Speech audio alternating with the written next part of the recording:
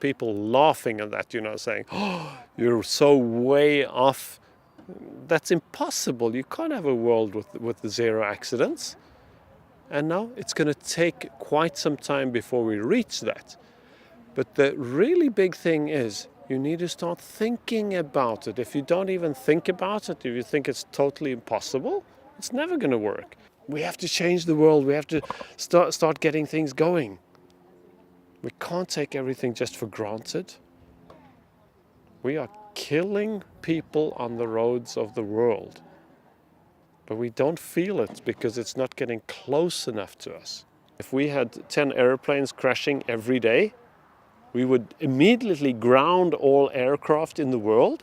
We would never fly with a plane again. And in traffic, we're letting this happen every day. 3,400 people are killed every day in the world. And I don't read that in my morning newspaper every day.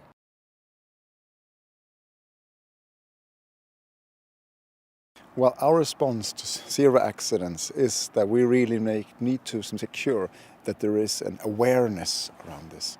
We cannot accept that 1.2 million people are killed in fatal accidents in traffic every year.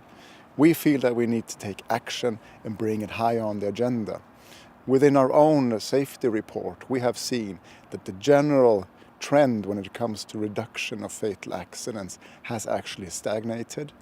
And in one area, within the area of urban cities, we have also seen that the trend is actually going up, which we see is absolutely not acceptable.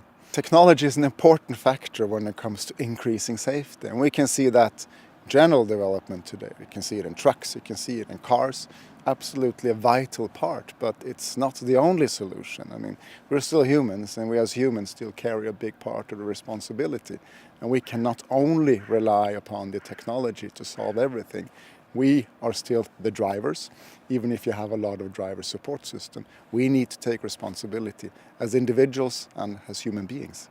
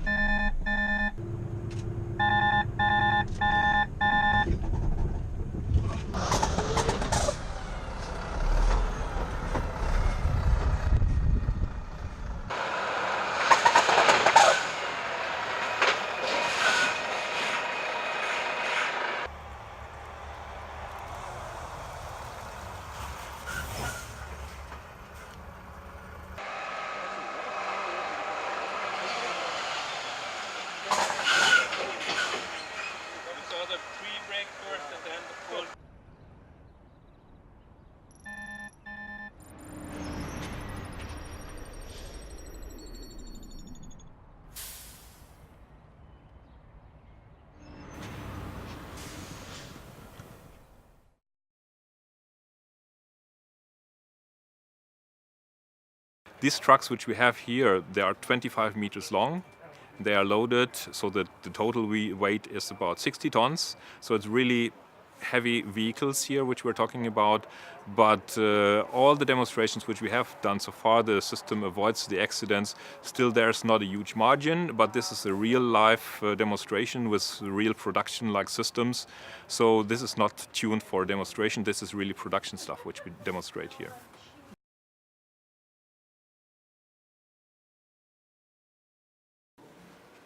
And I think you all can guess what this machine does. It's a very ambitious vision. Further thoughts for us.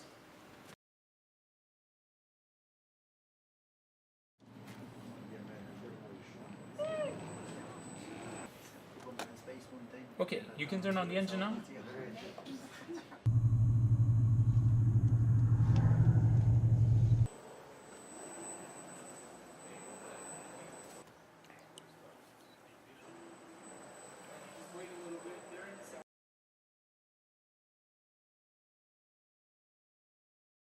I love living. I don't want to get killed or killed by somebody else because they aren't paying attention.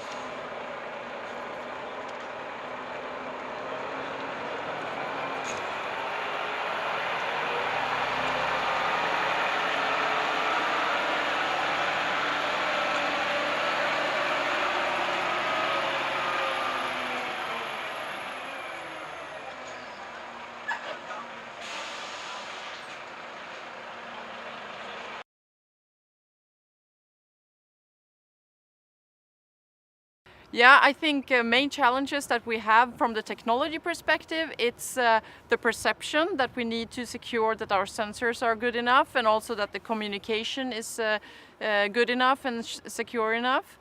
And also we need to find a good way or a good enough way to verify that our systems will actually meet the requirements that we have. So we are actually working not only with the systems to develop them as such, but also to develop the verification methods to make sure that we can verify them in a good way. I really believe that intelligence and technology will be a main factor to reduce the accidents.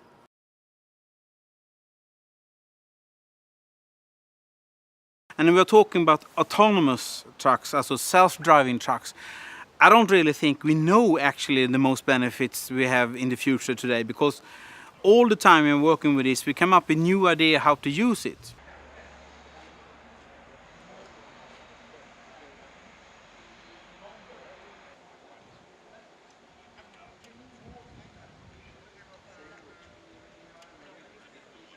It's an autonomous movement.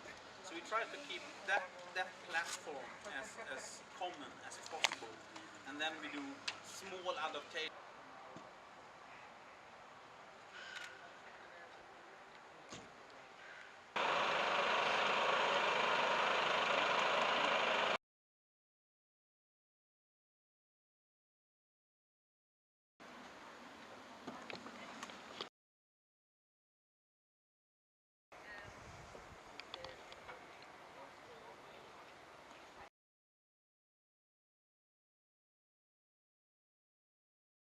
Eye contact is really important.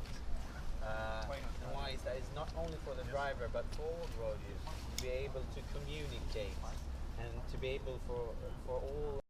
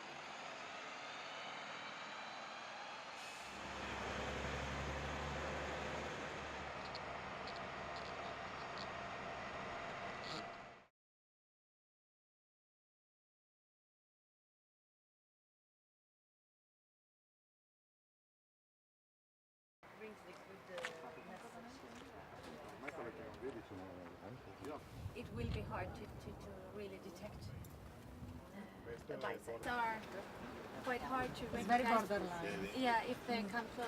But you do have that.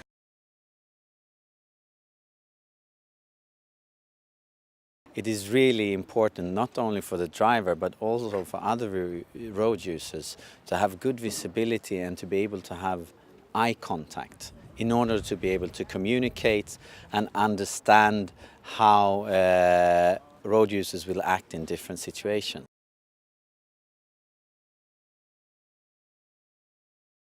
We don't want children or other people to think that the trucks are dangerous. We don't want anyone to be afraid, but we want them to be aware of where they could be and where they will be safe around trucks.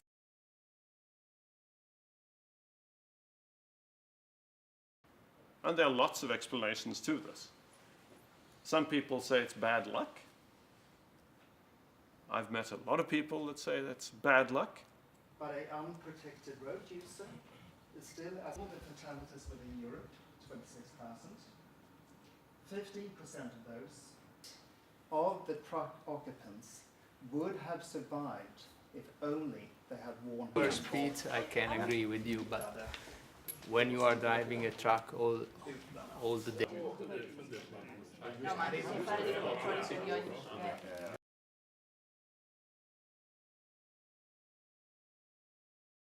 A bit surprising for some may be that most accidents actually happen during daytime and in good weather. And in one way it's not surprising because during the daytime and also fine weather, more people are out on the roads, and especially maybe vulnerable road users like bicyclists and pedestrians. And we do have an urbanization going on, so more people are moving to the cities, and a lot of cities are promoting commuting by bicyclists and so on. So this is a growing problem, not only for the trucking industry, but for all road users and the safety in Europe. Water and some things out there too, so now we're definitely free for... And the first scenario